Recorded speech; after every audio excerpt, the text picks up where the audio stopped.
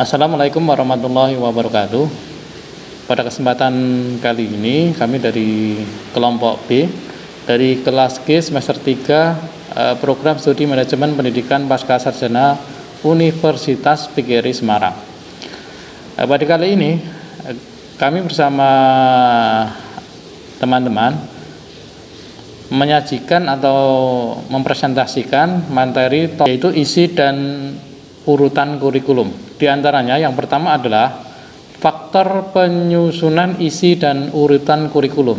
Yang kedua, penentuan isi dan urutan materi kurikulum terpisah. Kemudian yang ketiga adalah penentuan isi dan urutan materi kurikulum terkait.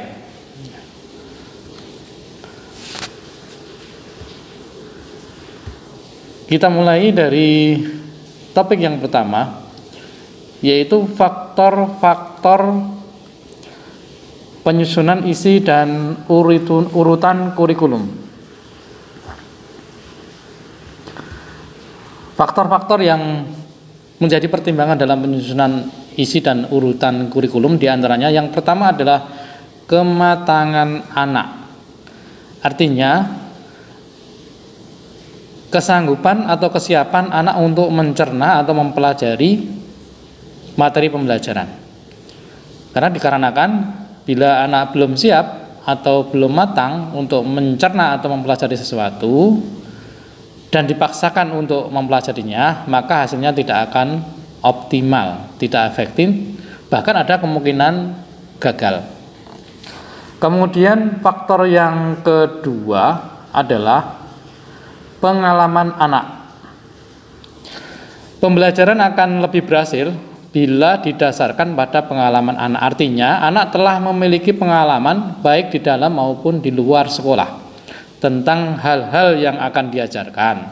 Misalkan geografi diajarkan setelah anak mengenal lingkungannya, dimulai dari lingkungan keluarganya, rukun tetangga, rukun kampung, warga kelurahan atau desa, kecamatan, dan seterusnya. Kemudian faktor yang perlu dipertimbangkan dalam penyusunan isi dan urutan kurikulum yang ketiga adalah minat anak. Isi dan urutan materi pelajaran hendaknya dirancang dengan mempertimbangkan minat anak. Artinya materi dipilih yang menarik minat anak dan dimulai dari yang paling diminati. Sekolah-sekolah modern saat ini sudah merancang isi dan urutan berdasarkan dari minat anak atau pusat minat.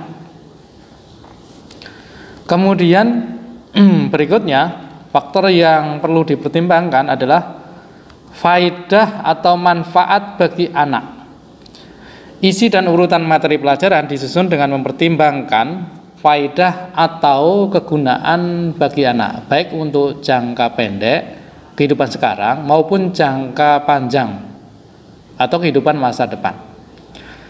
Oleh karena itu kurikulum mata pelajaran harus memiliki nilai fungsional yang berfungsi dalam kehidupan anak.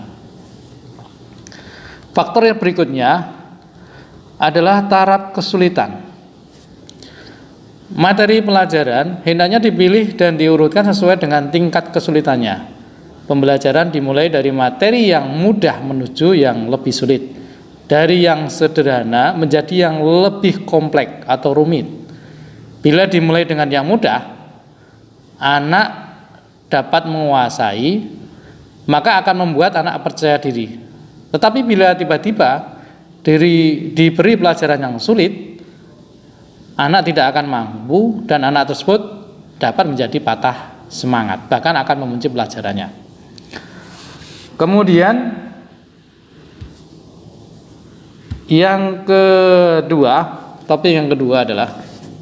subtopik yang kedua adalah penentuan isi dan urutan materi dalam kurikulum mata pelajaran terpisah. Kaitannya dengan prinsip-prinsip penentuan isi dan urutan materi dalam kurikulum mata pelajaran terpisah.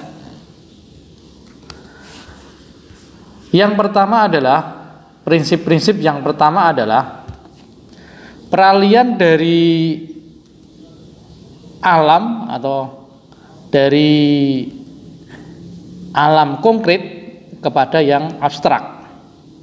Kemudian yang kedua adalah dimulai pengalaman lingkungan yang dekat atau sempit kepada lingkungan yang jauh.